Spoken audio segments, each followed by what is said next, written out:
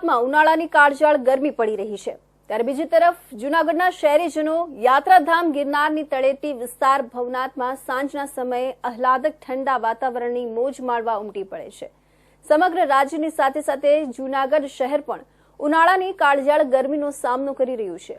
અહીં ગિરનાર પર્વતના વધારે પડતી ગરમીનો સામનો શહેરીજનોને કરવો પડી રહ્યો છે ત્યારે સાંજના ખાસ કરીને 8 વાગ્યા પછીથી ભવનાથ વિસ્તારમાં ઠંડા વાતાવરણના કારણે મેળા જેવો માહોલ સર્જાતો જોવા મળી રહ્યો છે। લોકો ફૂટપાથ તેમજ ડિવાઈડર પર પરિવારજનો સાથે બેસીને આ કુદરતી વાતાવરણની મોજ માણતા નજરે પડી રહ્યા છે, જ્યારે કોઈક પરિવારજનો સાથે નાસ્તા જમવા સહિતની મોજ માણે છે। કોઈક ભવનાથ મંદિર પાછળ આવેલા વિશાળ સ્ટેજ પર વિવિધ રમતો સાથે સમી સાંજથી મોડી રાત સુધીનો સમય વિતાવવા પણ જોવા મળી રહ્યા છે। સમગ્ર બાબતોની વચ્ચે જૂનાગઢ શહેરના પૂર્વ શહેર ભાજપ પ્રમુખ પુનિતભાઈ શર્મા દ્વારા લોકોની આ મોજ મસ્તીને આવકારવાની સાથે સાથે અહીં કુદરતના ખોળે આ અલૌકિક સૌંદર્યની મોજ માણવા માટે જૂનાગઢ શહેરીજનો ઉપરાંત ગુજરાત તેમજ આજુબાજુના રાજ્યના લોકોને પણ આ ભવનાથ વિસ્તારમાં પધારવા માટે આમંત્રણ આપવાની સાથે પ્લાસ્ટિક મુક્ત ક્લીન જૂનાગઢ, ગ્રીન જૂનાગઢ રાખવાની અપીલ કરાઈ હતી।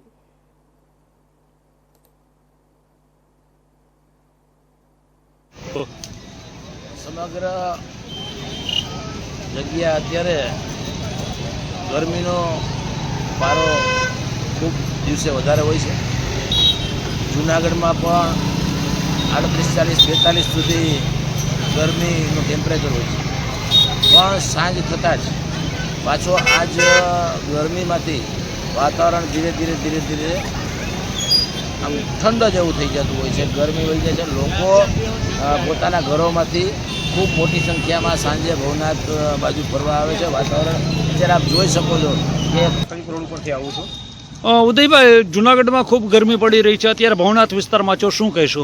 અત્યારે ભવનાથ વિસ્તારમાં વાતાવરણ એવું છે કે જેટલું સવારે જેટલી ટેમ્પરેચર હોય ને તાપમાન, એથી વધારે મજા તો ઠંડકની જે ભવનાથમાં આવે છે ને એવી મજા તો શબ્દોમાં વર્ણન ન કરી શકાય। ખાસ કરીને હિટ એન્ડ રનની ઘટનાઓ બની રહી છે તે અન્ય શહેરોમાં, ત્યારે જૂનાગઢ વિશે શું કહેશો?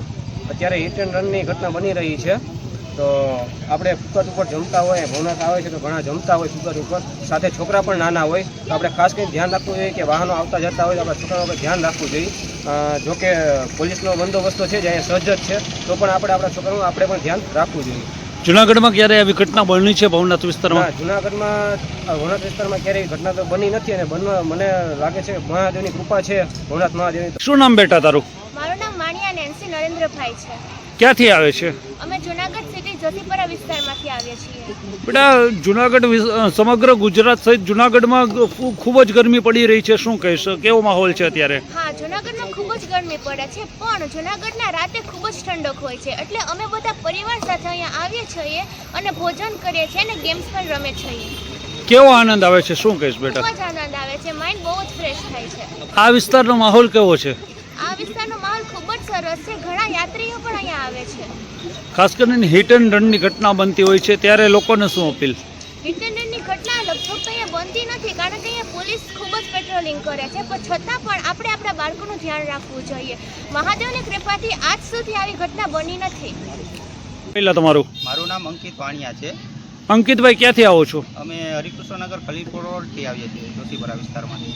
અંકિતભાઈ, ભવનાથ અને જૂનાગઢ વિસ્તારમાં ગરમી ફૂલ પડે છે, અત્યારે તમે ભવનાથ વિસ્તારમાં આવ્યા છો, કેવો માહોલ, શું કહેશો? હા, અત્યારે તમે અનુભવતા હશો કે દિવસનું ટેમ્પરેચર અત્યારે તમે જોવો છો તો 42, 44 ડિગ્રીને આરપાર થઈ ગયું છે, એટલે અમે દિવસના કામ કરીને આવીએ છીએ, એટલે તમે કુદરતી સૌંદર્ય અહીંયા જોશો કે તમે આખો દિવસનો થાક જે અહીંયા તમારો ઉતરી જાય છે।